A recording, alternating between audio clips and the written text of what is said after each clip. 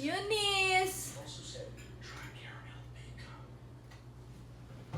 Ayun, nagbe-breakfast ng aking baby at everyday kami ay nagigising ng maaga and now, nag-prepare ako ng kanyang snack.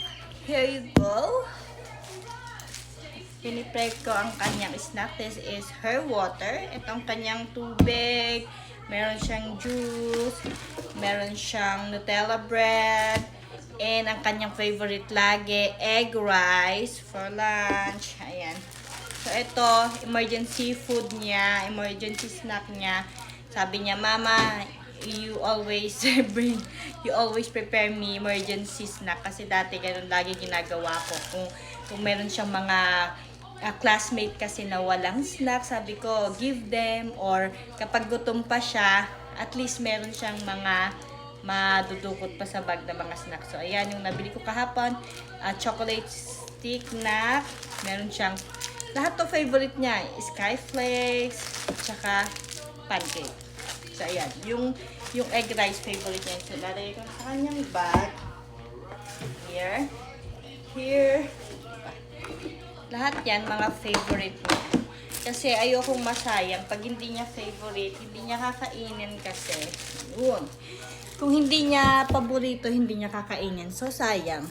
And yung emergency snack niya, last year kasi ganun, sakto lang yun pinapabaon ko sa kanya, pero ngayon laging sobra na kasi dati sabi niya, Mama, can you bring emergency snack? Kasi nga daw gusto niyang i-share kung meron, kasi di ba may mga batang minsan makakalimutan magbaon, like kami yesterday, naihanda ko na yung isang ano niya, naihanda ko na yung isang Nutella bread niya, pero naiwan dun sa may table.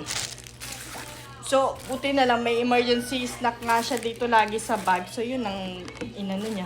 Yun ang tinake niya kahapon. O, yun. Tapos, sabi niya, pumupunta pa daw siya dun sa cafeteria.